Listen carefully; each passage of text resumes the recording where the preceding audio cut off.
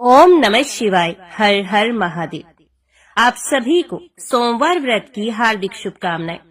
सोमवार व्रत भगवान शिव को समर्पित एक पवित्र व्रत है, जो विशेष रूप से उनकी कृपा प्राप्त करने और जीवन में सुख समृद्धि लाने के लिए रखा जाता है। ये व्रत हर सोमवार को किया जाता है और इस व्रत का विशेष महत्व होता है। इस व्रत को करने से भगवान शिव प्रसन्न होते हैं और भक्तों की सभी मनोकामनाओं को पूर्ण करते हैं। अविवाहित कन्याओं के लिए ये व्रत विशेष लाभकारी माना जाता है। इसे करने से योग्य वर की प्राप्ति होती है और वैवाहिक जीवन सुखद होता है। जो महिलाएं संतान प्राप्ति की इच्छा रखती हैं, उनके लिए यह व्रत बहुत फलदायी होता है। इस व्रत से आर्थिक तंगी दूर होती है और कर्ज से भी मुक्ति मिलती है। भगवान शिव को भोलेनाथ कहा जाता है। उनकी भक्ति से जीवन में शांति, स्वास्थ्य और सकारात्मक ऊर्जा प्राप्त होती है। सोमवार व्रत करने से जन्म जन्मांतर के पाप नष्ट होते हैं और व्यक्ति को मोक्ष की प्राप्ति होती है। यदि जीवन में कोई संकट या बाधा आ रही हो, तो सोमवार व्रत करने से सभी समस्याएं समाप्त हो जाती हैं। इस व्रत को करने के लिए प्रातः स्नान कर स्वच्छ वस्त्र धारण करें और व्रत का संकल्प लें। घर या शिव मंदिर में जाकर भगवान शिव का जल, दूध, दही, शहद, बेलपत्र और गंगा जल से अभिषेक करें। ओम नमः शिवाय मंत्र का जाप करें और शिव चालीसा का पाठ करें। दिन भर फलाहार करें और निराहार व्रत भी रखा जाता है। शाम के समय फिर से भगवान शिव की पूजा करें और सोमवार व्रत कथा को पढ़ें अथवा सुनें। शिव आरती करें और प्रसाद वितरण करें। अगले दिन प्रातः किसी ब्राह्मण या जरूरतमंद को भोजन कराकर व्रत का पारण करें। ये व्रत हर सोमवार किया जाता है या फिर 16 सोमवार तक लगातार यह व्रत करने से विशेष फल की प्राप्ति होती है। और श्रावण मास में किए जाने वाले सोमवार व्रत का भी विशेष महत्व होता है। सोमवार व्रत भगवान शिव की कृपा पाने और जीवन में सुख समृद्धि लाने का एक उत्तम साधन है। जो भी श्रद्धालु इसे श्रद्धा और भक्ति के साथ करता है, उसे भगवान शिव का आशीर्वाद प्राप्त होता है और उसके जीवन की सभी परेशानियां दूर हो जाती हैं। अभी सुनिए सोमवार की पौराणिक व्रत कथा। आर्याव्रत में चित्रवर्मा नाम से प्रसिद्ध एक राजा थे। वे दुष्टों को दंड देने के लिए यमराज के समान समझे जाते थे। वे धर्म मर्यादाओं के रक्षक, कुमार्गामी पुरुषों को दंड देकर राह पर लाने वाले, समस्त यज्ञों का अनुष्ठान करने वाले और शरणार्थियों की रक्षा करने में समर्थ थे। भगवान शिव और विष्णु में उनकी बड़ी भक्ति थी। राजा चित्रवर्मा ने अनेक परम पराक्रमी पुत्रों को पाकर अंत में एक सुंदर मुख वाली कन्या प्राप्त की। एक दिन राजा ने जातक के लक्षण जानने वाले श्रेष्ठ ब्राह्मणों को बुलाकर कन्या की जन्म कुंडली के अनुसार भावी फल पूछे। तब उन ब्राह्मणों में से एक बहुज्ञ विद्वान ने कहा, महाराज, यह आपकी कन्या सीमंतनी नाम से प्रसिद्ध होगी। ये उमा भगवती माता की भांति मांगलमयी, दमयंती की भांति परम सुंदरी, सरस्वती के समान सब कलाओं को जानने वाली तथा लक्ष्मी की भांति अत्यंत सद्गुणों से सुशोभित होगी। ये 10,000 वर्षों तक अपने स्वामी के साथ आनंद भोगेगी और 8 पुत्रों को जन्म देकर उत्तम सुख का उपभोग करेगी। तत्पश्चात एक दूसरे ब्राह्मण ने कहा, यह कन्या 14वें वर्ष में विधवा हो जाएगी। ये वज्रघात के समान दारुण वचन सुनकर राजा 2 घड़ी तक चिंता में डूबे रहे। तदंतर सब ब्राह्मणों को विदा करके राजा ने सब कुछ भाग्य के अनुसार ही होता है ऐसा समझकर चिंता छोड़ दी। सीमंतनी धीरे धीरे सयानी हुई। अपनी सखी के मुख से भावी वैधव्य की बात सुनकर उसे बड़ा खेद हुआ। उसने चिंता मगन होकर याज्ञवल्क्य मुनि की पत्नी मैत्रेयी जी से पूछा, माताजी, मैं आपके चरणों की शरण में आई हूँ। मुझे सौभाग्य बढ़ाने वाले सत्कर्म का उपदेश दीजिए। इस प्रकार शरण में आई हुई राज कन्या से पतिव्रता मैत्रेयी ने कहा, सुंदरी, तो शिव सहित पार्वती जी की शरण में जा और सोमवार को एकाग्रचित हो स्नान और उपवास पूर्वक स्वच्छ वस्त्र धारण करके शिव और पार्वती का पूजन कर सोमवार के दिन शिव और पार्वती की आराधना करती रहे। इससे बड़ी भारी आपत्ति पड़ने पर भी तो उससे मुक्त हो जाएगी। घोर से घोर एवं भयंकर महाकलेश में पड़कर भी शिव पूजा ना छोड़ना, उसके प्रभाव से महान भय से पार हो जाओगी। इस प्रकार सीमंतिनी को आश्वासन देकर पतिव्रता मैत्रेयी आश्रम को चली गई। राजकुमारी ने उनके कथन अनुसार भगवान शिव का पूजन प्रारंभ किया। निषद देश में नल की पत्नी दमयंती के गर्भ से इंद्रसेन नामक पुत्र हुआ था। राजा इंद्रसेन के पुत्र चंद्रागत हुए। नृपश्रेष्ठ चित्रवर्मा ने राजकुमार चंद्रागत को बुलाकर गुरुजनों की आज्ञा से उन्हीं के साथ अपनी पुत्री सीमंतिनी का विवाह कर दिया। उस विवाह में बड़ा उत्सव हुआ था। विवाह के पश्चात चंद्रागत कुछ काल तक ससुराल में ही रहे। एक दिन राजकुमार यमुना के पार जाने के लिए कुछ मित्रों के साथ नाव पर सवार हुए। भाग्यवश नाव यमुना के भंवर में मल्लाहों सहित डूब गई। यमुना के दोनों तटों पर बड़ा भारी हाहाकार मच गया।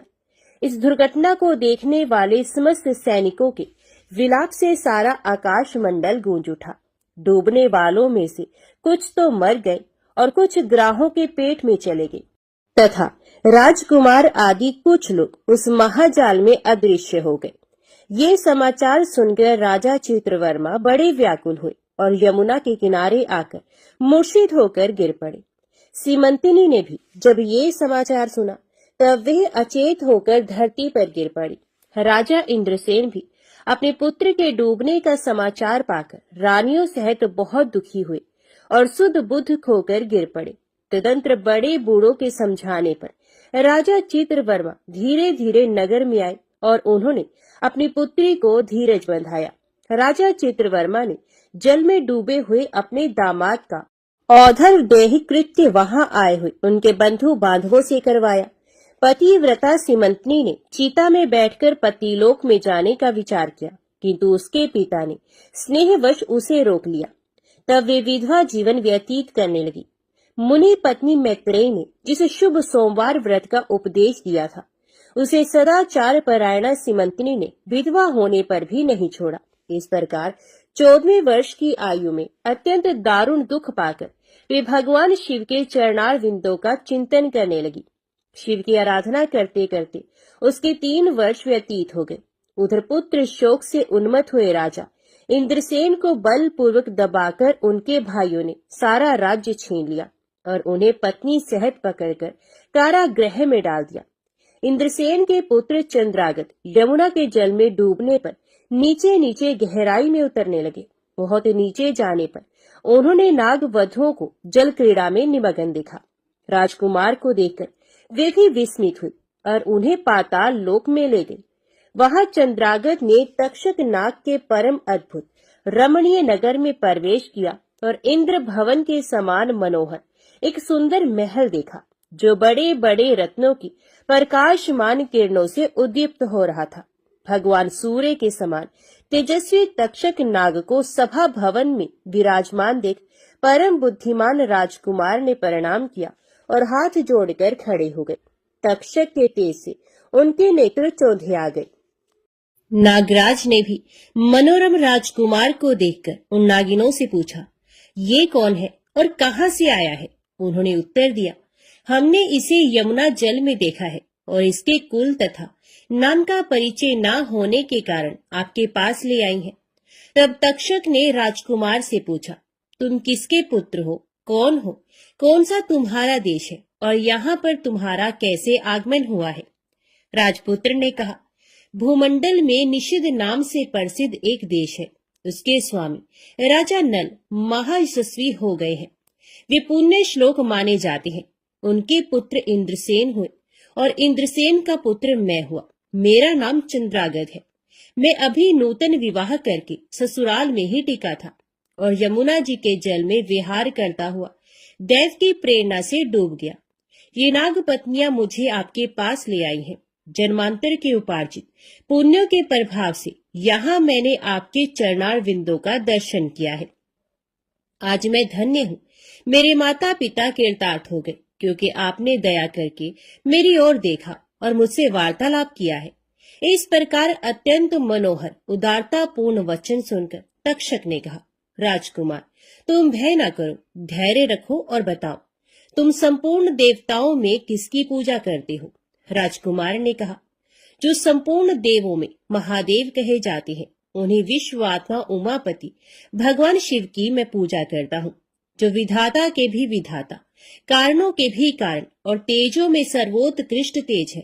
वे भगवान शिव मेरी परम गति है, जो अत्यंत निकट होकर भी पाप से दूषित चित्त वाले पुरुषों के लिए बहुत दूर है, तथा जिनके तेज की कोई सीमा नहीं, जो अग्नि, भूमि, वायु, जल और आकाश में भी स्थित है। ये विश्वात्मा भगवान सदाशिव हम सबके लिए परम पूजनीय है, जो संपूर्ण भूतों के साक्षी, सबकी आत्मा में स्थित रहने वाले परमेश्वर तथा निरंजन है।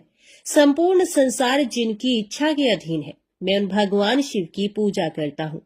ज्ञानी पुरुष जिन्हें एक आदि और पुराण पुरुष कहते हैं, गुणों के भेद से जिनमें भिन्नता की प्रतीति होती है, जिन्हें कोई तो क्षेत्रज्ञ, कोई तुरय और कोई कूटस्थ कहते हैं, ये भगवान शिव मेरे परमाश्रय हैं, जो चैतन्यमय अचिंत्य तत्व है, जिनके तेज का कहीं अंत नहीं। श्रुति के नेति नेति वचनों से तदभिन्न समस्त वस्तुओं का बाध करके जिनके स्वरूप का निश्चय किया गया है, तथा आत्मज्ञानी पुरुषों के भी मन और वाणी की वृत्तियां जिनका स्पर्श नहीं कर पाती हैं, वे ही ये भगवान शिव मेरे परम पूजनीय हैं। जिनका प्रसाद पाकर साधु पुरुष अत्यंत उज्जवल इंद्रपद की भी अभिलाषा नहीं रखते, तथा कर्मों की अर्गला और काल चक्र को लांघकर निर्भय होकर विचरते हैं, वे भगवान शिव मेरी परम गति हैं। जिनकी स्मृति चांडाल की योनि में जन्म पाने वाले मनुष्यों के भी समस्त पाप रूपी रोगों का नाश करती है, तथा जिनका संपूर्ण रूप श्रुतियों के लिए भी ढूंढने योग्य है, उन्हीं भगवान शिव के उद्देश्य से मैं सदैव पूजा करता हूँ। देव नदी गंगा जिनके मस्तक पर स्थान पाकर सुशोभित होती है, भगवती जगदम्बिका जिनके अर्धांग में निवास करती है, तक्षक और वासुकी दोनों नागराज जिनके कानों के कुंडल हैं, वे चंद्रशेखर भगवान शिव मेरे परमाश्रय हैं। जिनके चरण कमल वेदों के शीर्ष स्थानीय उपनिषदों में गौरवान्वित होती है, वेदांत की श्रुति भी जिनके चरणार विंदों का गुणगान करती है, जिनका दिव्य स्वरूप सदा योगियों के हृदय में प्रकाशित होता है, तथा जिनकी सगुण मूर्ति संपूर्ण तत्वों का प्रकाश करने वाली है, गुणमयी सृष्टि पर विजय पाने वाले वे भगवान शंकर मेरे द्वारा पूजित होते हैं। राजकुमार की ये बात सुनकर तक्षक का चित्त प्रसन्न हो गया। उनके हृदय में महादेव जी के प्रति नूतन भक्ति भाव का उदय हो गया, और वे उनसे इस प्रकार बोले, राजेंद्र नंदन, तुम्हारा कल्याण हो। मैं तुम पर बहुत प्रसन्न हूँ, क्योंकि तुम बालक होकर भी सर्वोत्कृष्ट परात्पर शिव तत्व को जानते हो। देखो, ये रत्न में लोक है, ये मनोहर नेत्रों वाली युवतियां हैं, ये मनोवांछित कामना पूर्ण करने वाले कल्प वृक्ष है, तथा ये अमृत रूपी जल से भरी हुई बावलियां हैं। यहाँ मृत्यु का दारुण भय नहीं है, बुढ़ापा और रोग से यहाँ किसी को पीड़ा नहीं होती है। तुम इच्छा अनुसार यही रहो और यथा योग्य सुख भोगों का उपभोग करो। नागराज के ऐसा कहने पर राजकुमार हाथ जोड़कर बोले, नागराज, मैंने समय पर विवाह किया है। मेरी पत्नी उत्तम व्रत का पालन करने वाली और शिव पूजा परायणा है, और मैं अपने माता पिता का इकलौता पुत्र हूँ। वे सब लोग इस समय मुझे मरा हुआ मानकर महान शोक से घिर गए होंगे, अतः मुझे किसी प्रकार भी यहाँ अधिक समय तक नहीं ठहरना चाहिए। आप कृपा करके मुझे उसी मनुष्यलोक में पुनः पहुंचा दे। नागराज तक्षक ने कहा, राजकुमार, तुम जब जब मेरी याद करोगे तब तब तुम्हारे सामने प्रकट हो जाऊंगा। ऐसा कहकर उन्होंने राजकुमार को एक सुंदर अश्व भेंट किया, जो इच्छा के अनुसार चलने वाला था। अनेक प्रकार के द्वीपों, समुद्रों और लोकों में उसकी अप्रतिहत गति थी। इसके सिवा उन्हें रत्न में आभूषण, दिव्य वस्त्र एवं दिव्य अलंकार भेंट किए। उनकी सहायता के लिए सारी व्यवस्था करने के पश्चात तक्षक ने जाओ कहकर प्रेम पूर्वक उन्हें विदा किया। चंद्रांगद उस घोड़े पर सवार हो निकले और थोड़ी ही देर में यमुना के जल से बाहर आकर उस दिव्य अश्व पर चढ़े हुए नदी के रमणीय तट पर घूमने लगे। इसी समय पतिव्रता सिमंतनी अपनी सखियों से घिरी हुई वहां स्नान करने के लिए आई। उसने यमुना के तट पर मनुष्य रूपधारी नाग कुमार के साथ भ्रमण करते हुए राजकुमार चंद्रागत को देखा। दिव्य अश्व पर आरूढ़ हुए अपूर्व आकार वाले उन राजकुमार को देखकर वे उन्हीं की ओर दृष्टि लगाए खड़ी हो गई। उसे देखकर चंद्रागत ने भी मन ही मन विचार किया, जान पड़ता है इसे मैंने पहले कभी देखा है। तत्पश्चात वे घोड़े से उतरकर नदी के किनारे आ बैठे और उस सुंदरी को बुलाकर समीप बैठाकर पूछा, तुम कौन हो, किसकी स्त्री और किसकी कन्या हो? सिमंतनी लज्जावश स्वयं कुछ बोल न सकी। तब उसकी सखी ने सब बातें बताई। इसका नाम सिमंतनी है। ये निषद राज इंद्रसेन की पुत्र वधु, युवराज चंद्रागत की पत्नी और महाराज चित्रवर्मा की पुत्री है। दुर्भाग्यवश इसके पति इस महाजल में डूब गए। इससे वैधव्य का दुख प्राप्त करके यह बाला शोक से सूखती जा रही है। अत्यंत प्रबल शोक में ही इसने 3 वर्ष व्यतीत किए हैं। आज सोमवार है, इसलिए यहाँ यमुना जी के स्नान करने के लिए आई है। इसके ससुर का राज्य भी शत्रु ने छीन लिया है, बलपूर्वक उस पर अधिकार जमा लिया है और वे महाराज अपनी पत्नी के साथ उनकी कैद में पड़े हैं। ये सब होने पर भी ये निर्मल अंतकरण वाली सदाचार परायणा राजकुमारी प्रति सोमवार को अत्यंत भक्ति भाव के साथ पार्वती सहित महादेव जी की पूजा करती है। उत्तम व्रत का पालन करने वाली सिमंतनी ने अपनी सखी के मुख से सब बातें कहलवाकर स्वयं भी राजकुमार से पूछा, आप कौन हैं? आपके पार्श्ववर्ती ये दोनों पुरुष कौन है? आपने मेरे वृत्तांत को एक स्नेही की भांति क्यों पूछा है? महाबाहो, मुझे ऐसा जान पड़ता है कि पहले मैंने आपको कहीं देखा है। आप मुझे स्वजन की भांति प्रतीत होते हैं। इतना कहकर राजकुमारी सिमंतनी नेत्रों से आंसू की धारा बहाती हुई बहुत देर तक फूट फूट कर रोती रही और मूर्छित होकर पृथ्वी पर गिर पड़ी। अपनी प्रियतमा के शोक का कारण सुनकर चंद्रागत भी शोक से व्याकुल हो 2 घड़ी तक चुपचाप बैठे रहे। तदंतर सिमंतनी उठकर राजकुमार की ओर बारंबार निहारने लगी। उसने पहले देखे हुए अंग चिन्हों, स्वर आदि लक्षणों, अवस्था के प्रमाण तथा रूप रंग आदि की परीक्षा करके ये निश्चय किया कि ये अवश्य ही मेरे पति हैं, क्योंकि मेरा हृदय प्रेम से अधीर होकर इन्हीं में अनुरक्त हुआ है। परंतु क्या मुझ अभागिनी को अपने मरे हुए पति का दर्शन हो सकता है? ये स्वप्न है या भ्रम? अथवा मुनि पत्नी मैत्रेयी ने जो मुझे ये कहा था कि तुम भारी से भारी विपत्ति में पड़ने पर भी इस व्रत का पालन करती रहना, उसी का तो ये फल नहीं है। एक श्रेष्ठ ब्राह्मण ने मेरा 10,000 वर्षों का सौभाग्य बतलाया था। उन ब्राह्मण देवता का ये वचन अवश्य सत्य होगा, ये ईश्वर के बिना कौन जान सकता है। इधर प्रतिदिन मुझे मंगल सूचक शुभ शगुन दिखाई देते हैं। पार्वती देवी के प्राणनाथ भगवान शिव के प्रसन्न होने पर देहधारियों के लिए कौन सी वस्तु दुर्लभ हो सकती है। इस प्रकार भांति भांति से विचार करके उसका संदेह दूर हुआ। तब लज्जा से उसने अपना मुख नीचे की ओर कर लिया। उस समय राजकुमार ने कहा, भद्रे, मैं तुम्हारे पति के शोक संतप्त माता पिता से ये समाचार बतलाने के लिए जा रहा हूँ। तुम्हारा कल्याण हो, तुम्हारे पति तुमसे शीघ्र ही मिलेंगे। यो कहकर राजकुमार घोड़े पर सवार हुए और अपने दोनों सहायकों के साथ शीघ्र ही अपने राज्य में पहुंचे। वहां नागरोद्यान के समीप स्थित होकर उन्होंने नागराज के पुत्र को राज सिंहासन पर अधिकार जमाए बैठे हुए बंधुओं के समीप भेजा। नागकुमार ने शीघ्र जाकर उन सब से कहा, तुम सब लोग महाराज इंद्रसेन को अविलंब कारागृह से मुक्त करो और सिंहासन छोड़कर हट जाओ। महाराज के पुत्र चंद्रागत पाताल लोक से लौटकर यहाँ आए हैं। तुम आनाकानी ना करो, नहीं तो चंद्रागत के बाण तुम्हारे प्राण हर लेंगे। वे यमुना जी के जल में डूबकर नागराज तक्षक के घर जा पहुंचे थे। वहां से उनकी सहायता पाकर पुण्य इस लोक में लौटे हैं।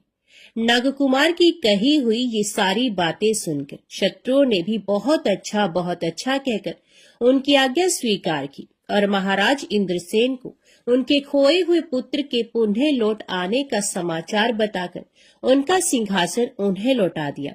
महाराज को प्रसन्न करके भी वे लोग भयभीत बने रहे। मेरा पुत्र आ रहा है, ये बात सुनकर राजा प्रेम के आंसू बहाते हुए आनंद में डूब गए।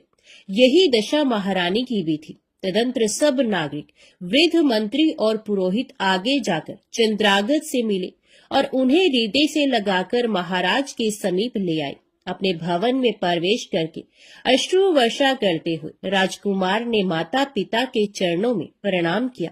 चरणों में पड़े हुए पुत्र को उठाकर राजा ने अश्रु सिक्त हृदय से लगा लिया। क्रमश सब माताओं को प्रणाम करके उनका आशीर्वाद लेकर राजकुमार पुरवासियों से मिले और उन्होंने सबको यथा योग्य सम्मान दिया। उन्हें सबके साथ राजसभा में बैठकर अपना सब वृतांत पिता से निवेदन किया और नागराज तक्षक से मित्रता होने की भी बात बताई। राजकुमार का चित्र देख और सुनकर राजा इंद्रसेन हर्ष से विवल हो गए। उन्होंने अपने मन में यही माना कि मेरी पुत्र वधू ने भगवान महेश्वर की आराधना करके इस अनुपम सौभाग्य का अर्जन किया है। निषदराज ने ये मंगलमय वार्ता दूतों के द्वारा महाराज चित्रवर्मा को भी कहला दी। ये अमृतमय वार्ता सुनकर महाराज चित्रवर्मा आनंद से विवल हो गए और बड़े वेग से उठकर उन्होंने संदेश वाहकों को उपहार में बहुत धन दिया। फिर अपनी पुत्री को बुलवाकर उन्होंने उससे वैधव्य के चिन्हों का परित्याग करवाया और उसे नाना प्रकार के आभूषणों से विभूषित किया। तत्पश्चात समूचे राष्ट्र के गांव और नगर आदि में बड़ा भारी उत्सव हुआ और सब लोगों ने राजकुमारी सीमंतिनी के सदाचार की बड़ी प्रशंसा की। चित्रवर्मा ने इंद्रसेन के पुत्र चंद्रागत को बुलाकर सीमंतिनी को उनके साथ विदा कर दिया। चंद्रागत ने तक्षक के घर से लाए हुए रत्न आदि आभूषणों के द्वारा, जो मानव मात्र के लिए अत्यंत दुर्लभ है, अपनी पत्नी को अलंकृत किया। तपे हुए स्वर्ण के समान सुशोभित 40 कोस तक जाने वाली सुगंध से युक्त दिव्य अंगराग से सीमंतिनी की बड़ी शोभा हो रही थी। कमल के केसर के समान रंग वाले कल्प वृक्ष के पुष्पों से बनी हुई और कभी ना कुम्हलाने वाली माला भी सती सीमंतिनी की शोभा बढ़ा रही थी। इस प्रकार शुभ मुहूर्त में अपनी पत्नी को साथ लेकर श्वशुर की आज्ञा से चंद्रागत पुनः अपनी नगरी में आए। महाराज इंद्रसेन ने अपने पुत्र को राज सिंहासन पर बिठाकर तपस्या द्वारा भगवान शिव की आराधना करके योगी पुरुषों को उपलब्ध होने वाली उत्तम गति प्राप्त की। राजा चंद्रागत ने अपनी धर्म पत्नी सीमंतिनी के साथ 10,000 वर्षों तक नाना प्रकार के विषयों का उपभोग किया। उन्होंने 8 पुत्रों और 1 कन्या को जन्म दिया। सीमंतिनी प्रतिदिन भगवान महेश्वर की पूजा करती हुई अपने स्वामी के साथ सुख पूर्वक रहने लगी। उसने सोमवार व्रत के प्रभाव से अपना खोया हुआ सौभाग्य प्राप्त कर लिया। ओम नमः शिवाय। हर हर महादेव। अभी सुनिए 16 सोमवार की व्रत कथा। एक बार भगवान शिवजी पार्वती जी के साथ भ्रमण करते हुए मृत्यु लोक की अमरावती नगरी में पहुंचे। उस नगर के राजा ने भगवान शिव का एक विशाल मंदिर बनवा रखा था। शिव और पार्वती उस मंदिर में रहने लगे। एक दिन पार्वती ने भगवान शिव से कहा कि हे प्राणनाथ, आज मेरी चौसर खेलने की इच्छा हो रही है। पार्वती की इच्छा जानकर शिव पार्वती के साथ चौसर खेलने बैठ गए। खेल प्रारंभ होते ही उस मंदिर का पुजारी वहां आ गया। माता पार्वती जी ने पुजारी जी से पूछा कि हे पुजारी जी, ये बताइए कि इस बाजी में किसकी जीत होगी। तो ब्राह्मण ने कहा कि महादेव जी की, परंतु चौसर में शिव जी की पराजय हुई और माता पार्वती जी की जीत हुई। तब ब्राह्मण को उन्होंने झूठ बोलने के अपराध में कोढ़ी होने का श्राप दिया। शिव और पार्वती उस मंदिर से कैलाश पर्वत पर लौट गए। पार्वती जी के श्राप के कारण पुजारी कोढ़ी हो गया।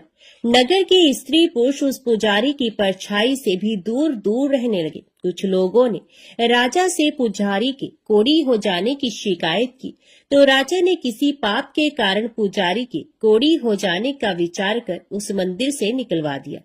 उसकी जगह दूसरे ब्राह्मण को पुजारी बना दिया गया। कोढ़ी पुजारी मंदिर के बाहर बैठकर भिक्षा मांगने लगा। कई दिनों के पश्चात स्वर्गलोक की कुछ अप्सराएं उस मंदिर में पधारी और उसे देखकर अप्सराओं ने कारण पूछा। पुजारी ने उन्हें भगवान शिव और पार्वती जी के चौसर खेलने और पार्वती जी के शाप देने की सारी कहानी कह सुनाई।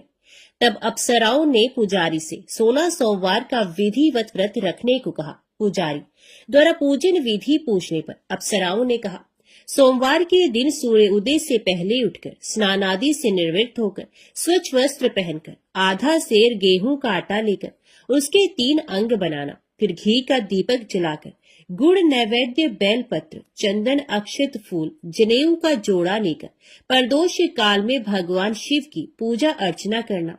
पूजा के बाद 3 अंगों में एक अंग भगवान शिव को अर्पण करके एक आप ग्रहण करना। शेष 2 अंगों को भगवान का प्रसाद मानकर वहां उपस्थित स्त्री पुरुषों और बच्चों को बांट देना। इस तरह व्रत करते हुए जब 16 सोमवार बीत जाए तो 17वें सोमवार को 1 पाव आटे की बाटी बनाकर उसमें घी और गुड़ मिलाकर चूरमा बनाना, फिर भगवान शिव को भोग लगाकर वहां उपस्थित स्त्री पुरुष और बच्चों को प्रसाद बांट देना। इस तरह 16 सोमवार व्रत करने और व्रत कथा को सुनने से भगवान शिव तुम्हारे कोढ़ को नष्ट करके तुम्हारी सभी मनोकामनाएं पूरी कर देंगे। इतना कहकर अप्सराएं स्वर्गलोक को चली गई।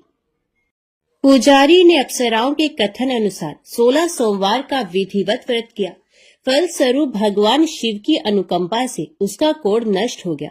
राजा ने उसे फिर मंदिर का पुजारी बना दिया और वह मंदिर में भगवान शिव की पूजा करता आनंद से जीवन व्यतीत करने लगा। कुछ दिनों के बाद पुनः पृथ्वी का भ्रमण करते हुए भगवान शिव और पार्वती उस मंदिर में पधारे। स्वस्थ पुजारी को देखकर पार्वती ने आश्चर्य से उसके रोग मुक्त होने का कारण पूछा, तो पुजारी ने उन्हें 16 सोमवार व्रत करने की सारी कथा कह सुनाई।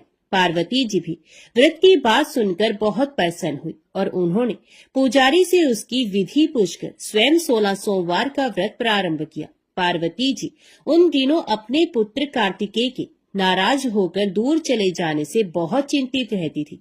वे कार्तिकेय को लौटा लाने के अनेक उपाय कर चुकी थी, लेकिन कार्तिकेय लौटकर उनके पास नहीं आ रहे थे। 16 सोमवार का व्रत करते हुए पार्वती ने भगवान शिव से कार्तिकेय के लौटने की मनोकामना की। व्रत समापन के तीसरे दिन सचमुच कार्तिकेय वापस लौट आए। कार्तिकेय ने अपने हृदय परिवर्तन के संबंध में पार्वती जी से पूछा, हे माता, आपने ऐसा कौन सा उपाय किया था जिससे मेरा क्रोध नष्ट हो गया और मैं वापस लौट आया? तब पार्वती जी ने कार्तिकेय को 16 सोमवार के व्रत की कथा कह सुनाई। कार्तिकेय अपने एक ब्राह्मण मित्र ब्रह्मदत्त के परदेश चले जाने से बहुत दुखी थे। उसको वापस लौटाने के लिए कार्तिकेय ने 16 सोमवार का व्रत करते हुए ब्रह्मदत्त के वापस लौट आने की कामना प्रकट की। व्रत के समापन के कुछ दिनों के बाद मित्र लौट आया। ब्राह्मण ने कार्तिकेय से कहा, प्रिय मित्र, तुमने ऐसा कौन सा उपाय किया जिससे परदेश में मेरे विचार एकदम परिवर्तित हो गए और मैं तुम्हारा स्मरण करते हुए लौट आया। कार्तिकेय ने अपने मित्र को भी 16 सोमवार के व्रत की कथा विधि सुनाई। ब्राह्मण मित्र व्रत के बारे में सुनकर बहुत खुश हुआ और उसने भी व्रत किया।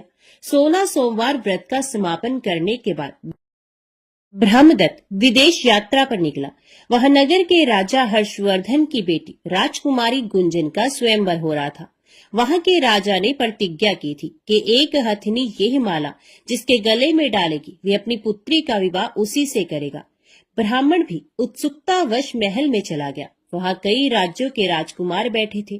तभी एक सजी धजी हथिनी सूंड में जयमाला लिए वहां आई। हथिनी ने ब्राह्मण के गले में जयमाला डाल दी। फलस्वरूप राजकुमारी का विवाह ब्राह्मण से हो गया। एक दिन उसकी पत्नी ने पूछा, हे प्राणनाथ, आपने कौन सा शुभ कार्य किया था जो उस हथिनी ने राजकुमारों को छोड़कर आपके गले में जयमाला डाल दी? ब्राह्मण ने 16 सोमवार व्रत की विधि बताई। अपने पति से 16 सोमवार का महत्व जानकर राजकुमारी ने पुत्र की इच्छा से 16 सोमवार का व्रत किया। निश्चित समय पर भगवान शिव की अनुकंपा से राजकुमारी के एक सुंदर सुशील व स्वस्थ पुत्र पैदा हुआ। पुत्र का नामकरण गोपाल के रूप में हुआ।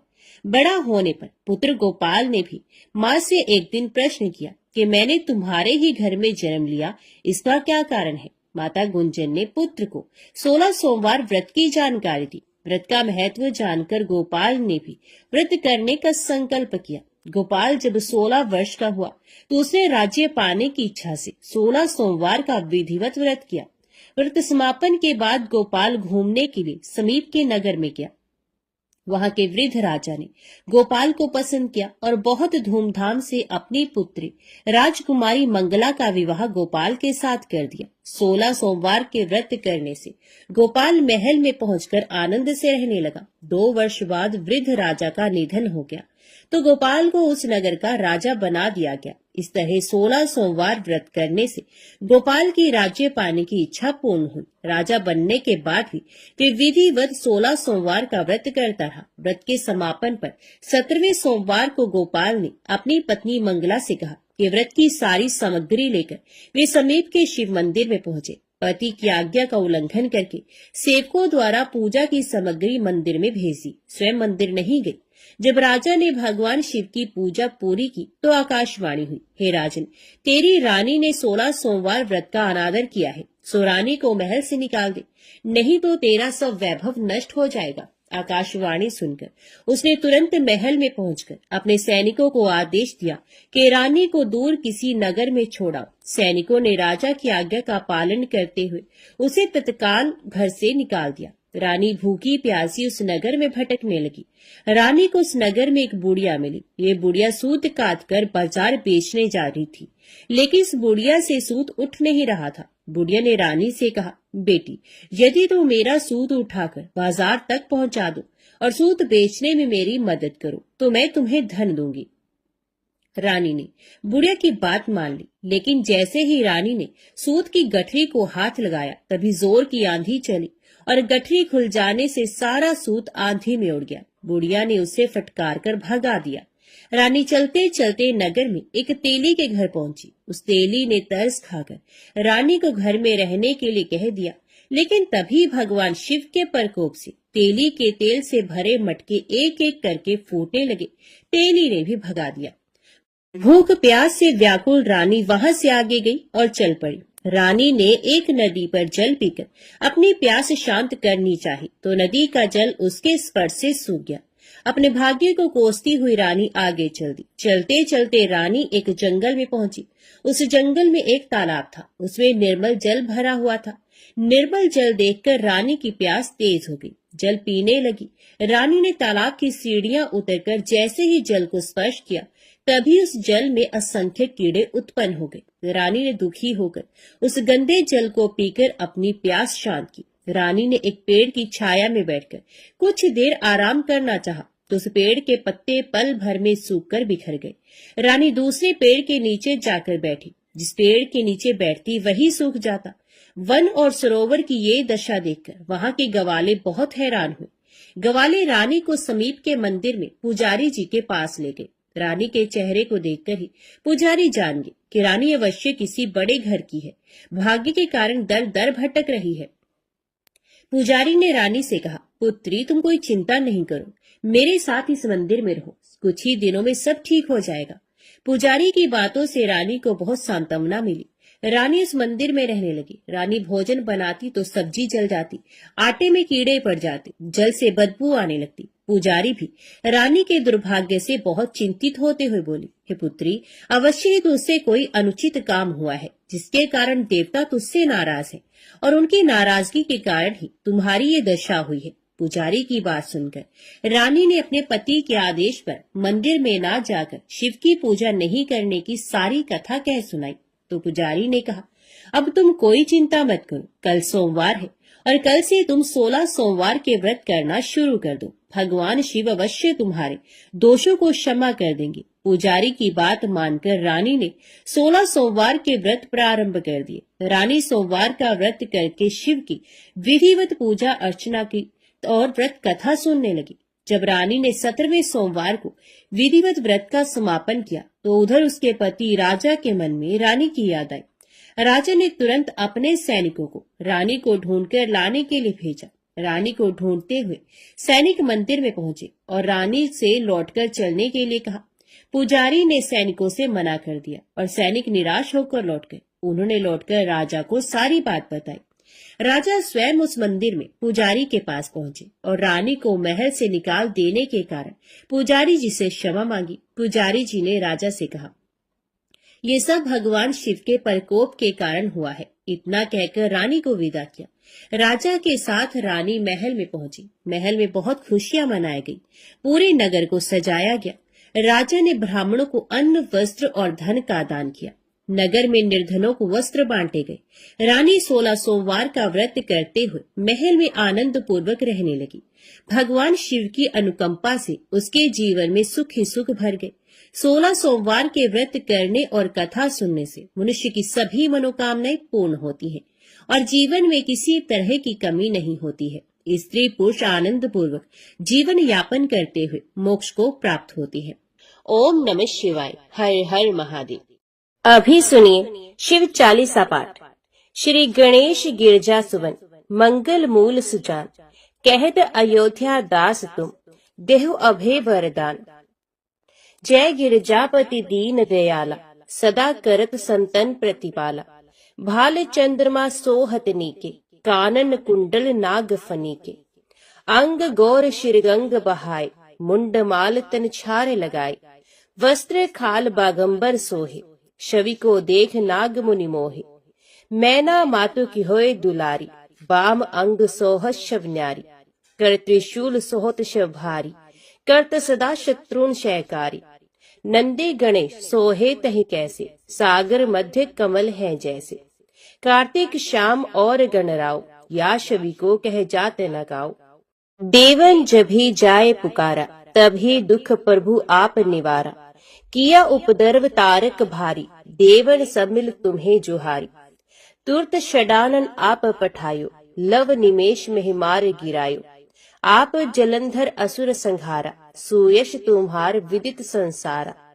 त्रिपुरा सुरसन युद्ध मचाई, सबही कृपा कर लीन बचाई। किया तपही भागीरथ भारी, पूर्व प्रतिज्ञा तसु पुरारी। दानिन मह तुम सम को नाही, सेवक स्तुति करत सदाहि। वेद नाम महिमा तव गाय, अकथ अनाद भेद नहीं पाए।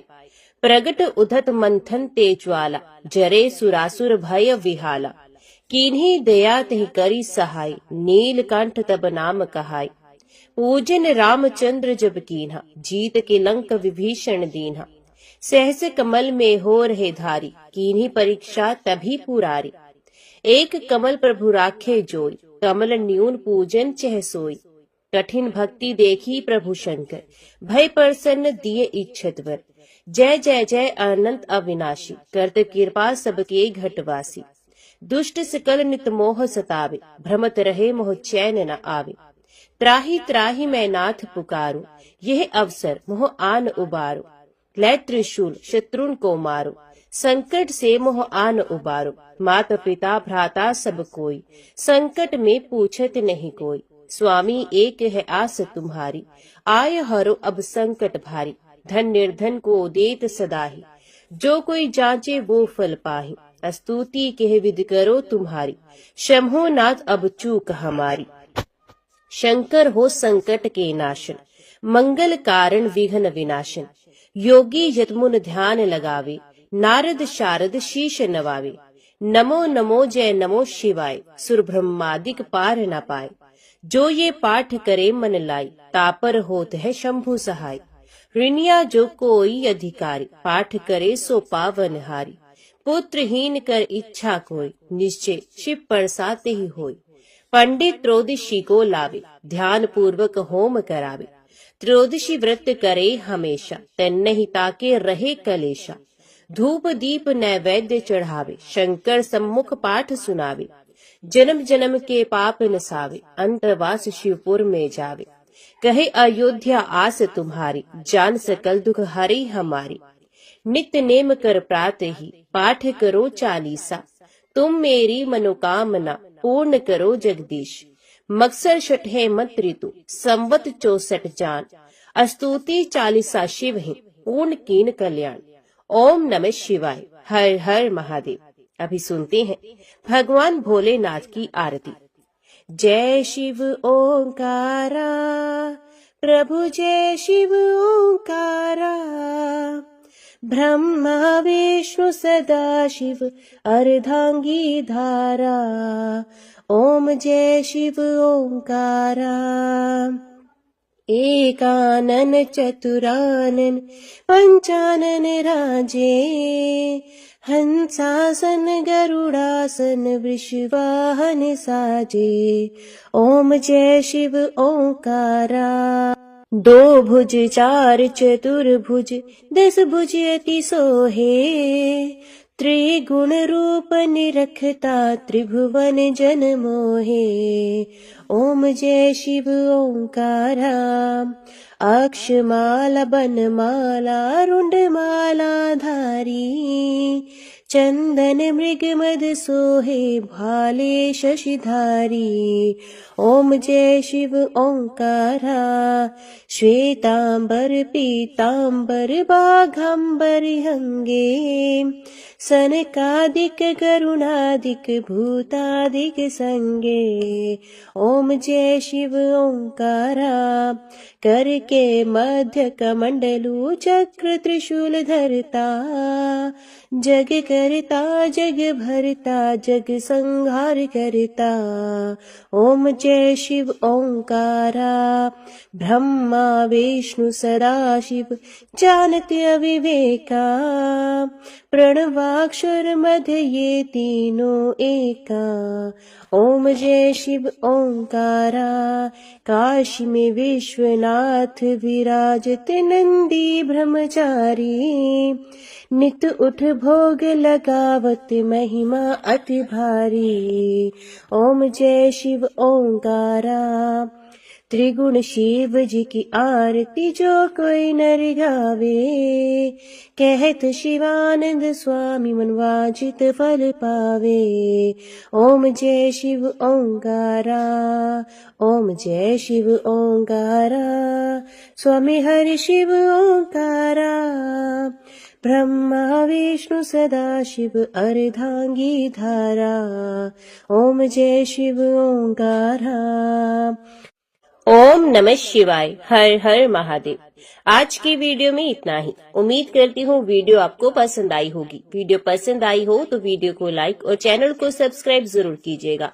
ओम नमः शिवाय लिखकर कमेंट बॉक्स में अपनी हाजिरी और अपने सुझाव देना ना भूलेगा। तो मिलते हैं अगली कथा अगली वीडियो के साथ। तब तक के लिए देखते व सुनते रहिए। जय मां कंजर, जय माता दी।